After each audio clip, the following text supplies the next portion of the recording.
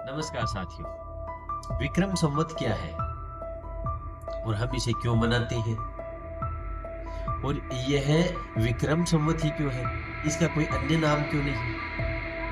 तो आज हम इन सभी प्रश्नों पर बात करेंगे।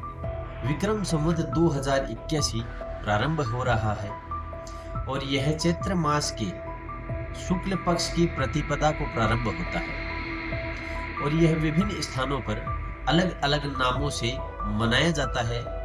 कहीं पर इसे गुड़ी पड़वा के नाम से भी मनाया जाता है। अलग अलग स्थानों पर अलग अलग तरीके से नववर्ष मनाया जाता है। इसे हिंदू नववर्ष भी कहा जाता है या नव संवत्सर भी कहा जाता है, क्योंकि यह हिंदू पंचांग पर आधारित है। यह सूर्य व चंद्र की गति पर आधारित वैज्ञानिक व तार्किक रूप से सिद्ध संवत है। इसकी स्थापना अंग्रेजी कैलेंडर के 57 वर्ष पूर्व, माने कि ईसा के 57 वर्ष पूर्व इसकी स्थापना की गई थी। इसकी वार्षिक व्यवस्था में वर्ष में 12 महीने होते हैं और चैत्र मास से नया वर्ष प्रारंभ होता है। इसमें प्रत्येक मास जो है वह नक्षत्र के ऊपर आधारित उसका नाम है। मतलब कि जिस माह में जिस पूर्णिमा को जो नक्षत्र होता है वही उस मास का नाम होता है। जैसे चैत्र मास में चित्रा नक्षत्र पूर्णिमा को होता है, उसी प्रकार वैशाख मास में विशाखा, ज्येष्ठ मास में ज्येष्ठा, आषाढ़ मास में पूर्वाषाढ़ा उत्तराषाढ़ा नक्षत्र, श्रावण मास में श्रवणा नक्षत्र, भाद्रपद मास में पूर्वाभाद्र व उत्तराभाद्र नक्षत्र, अश्विन मास में अश्विनी नक्षत्र, कार्तिक मास में कृतिका नक्षत्र, मार्गशीर्ष में मृगशिरा नक्षत्र, पौष में पुनर्वसु पुष्य नक्षत्र, माघ में मघा नक्षत्र, फाल्गुन में पूर्वा फाल्गुन व उत्तरा फाल्गुन। इस प्रकार यह पूर्णिमाओं को नक्षत्र रहते हैं और उन्हीं के ऊपर आधारित, इसके नक्षत्र के ऊपर आधारित ही इसके महीने के नाम रखे जाते हैं। इसके अलावा इसमें माह को चंद्र कलाओं के आधार पर 2 भागों में बांटा है। धीरे धीरे चंद्र कला बढ़ती है और पूर्णिमा आती है, तब शुक्ल पक्ष होता है, एवं जैसे जैसे चंद्र कला घटती जाती है और अमावस्या आती है तब वह कृष्ण पक्ष कहलाता है।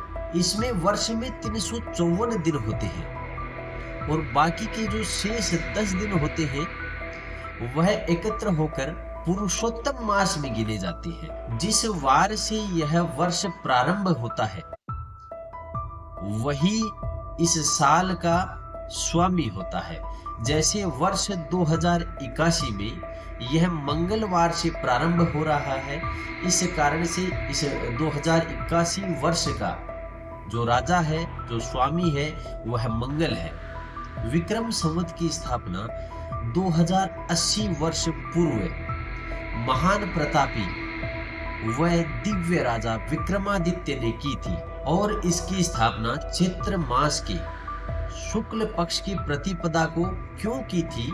क्योंकि इसी दिन ब्रह्मा जी ने सृष्टि की स्थापना की थी और इसी दिन विष्णु जी ने अपने पहले अवतार मत्स्य अवतार को धारण किया था, पहला अवतार लिया था उन्होंने। उस समय दुनिया शकों के अत्याचारों से दुखी थी, तब राजा विक्रमादित्य ने शकों को परास्त कर दिया था। इस कारण से उनको शकारी भी कहा जाता है, शकों का दुश्मन शकारी भी कहा जाता है। इन्हें चक्रवर्ती विक्रमादित्य सम्राट कहा जाता है। चक्रवर्ती विक्रमादित्य इसलिए कहा जाता है क्योंकि चक्रवर्ती जो होता है, चक्रवर्ती 2 शब्दों से मिलकर बना है, एक चक्र एक वर्ती।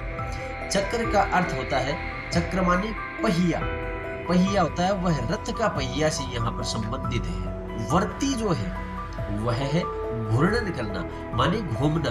तो रथ का पहिया जो है वह घूमते ही रहता है, वह कभी रुकता नहीं है। वह चक्रवर्ती सम्राट होता है, उसका पूरी दुनिया में शासन होता है। और उसके रथ को किसी में रोकने की हिम्मत नहीं होती है, वह चक्रवर्ती सम्राट होता है। तो राजा विक्रमादित्य चक्रवर्ती सम्राट भी कहे जाते हैं। राजा विक्रमादित्य के शासन काल में अपराध शून्य था, गरीबी व भूखमरी शून्य थी। इसके अलावा धन धान्य व खाद्यान्नों की किसी भी प्रकार की कोई कमी नहीं थी और यह न्याय प्रिय राजा थे और अपने न्याय के लिए यह जाने जाते हैं और न्याय व्यवस्था को सुचारू रूप से संचालित करने के लिए वह वेश बदलकर प्रजा के बीच में जाया करते थे और प्रजा के हालचाल जानते थे।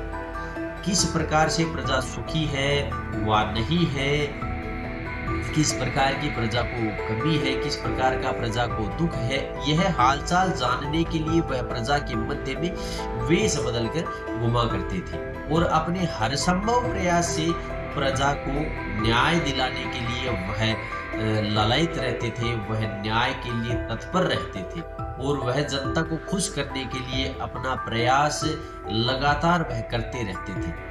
उनके शासन काल में कोई भी दुखी नहीं था। उनके दरबार में 9 मुख्य रत्न थे, जिनमें कालिदास, वराह मिहिर जैसे महान व्यक्तित्व भी शामिल थे और इन्हीं लोगों के विज्ञान, ज्योतिष व खगोल शास्त्र के ज्ञान से ही यह विक्रम संवत की व्यवस्था साकार हो सकी और ऐसे ही नहीं बनी विक्रम संवत हर तरफ से तार्किक। चाहे वह प्रकृति के नजरिए से देखें तो पतझड़ खत्म होते ही वसंत का आगमन होता है और वह भी इसी समय होता है और इसके अलावा यह रात्रि के मध्य में से शुरू नहीं होती, यह दिवस के रश्मि, सूर्य की रश्मि के साथ शुरू होती है। सूर्य की पहली किरण के साथ यह नववर्ष प्रारंभ होता है और मुख्य बात यह है कि यूं तो कोई भी अपने नाम से संवत नहीं स्थापित कर लेगा और सारी की सारी व्यवस्था ही भंग हो जाएगी, सारी व्यवस्था ही गड़बड़ा जाएगी, मगर ऐसा नहीं होता है। हर नई संवत के लिए एक प्रमुख नियम होता है। हाँ, नई संवत कोई भी स्थापित कर सकता है, मगर उसके लिए एक प्रमुख नियम होता है और वह ये है कि वह राजा जब अपने शासन काल में है तब उसके राज में, उसके राज्य में, उसकी प्रजा में किसी भी व्यक्ति के ऊपर कोई भी कर्ज ना। अगर किसी भी एक भी व्यक्ति के ऊपर अगर एक पैसे का भी कर्ज है तब वह नई व्यवस्था, नई संवत नहीं बना सकता। इस कारण से राजा विक्रमादित्य ने अपनी तमाम जनता के ऊपर जिन जिन भी व्यक्तियों के ऊपर कर्ज थे उन सब के कर्ज को स्वयं अदा किया, स्वयं चुकता किया और तत्पश्चात नई संवत, विक्रम संवत व्यवस्था का उद्घोष किया और उसकी स्थापना की। इसीलिए राजा विक्रमादित्य के समय को, राजा विक्रमादित्य के शासन काल के समय को इतिहास में स्वर्णिम युग कहा जाता है। वह समय स्वर्णिम समय के नाम से इतिहास के पन्नों में अंकित है, दर्ज है।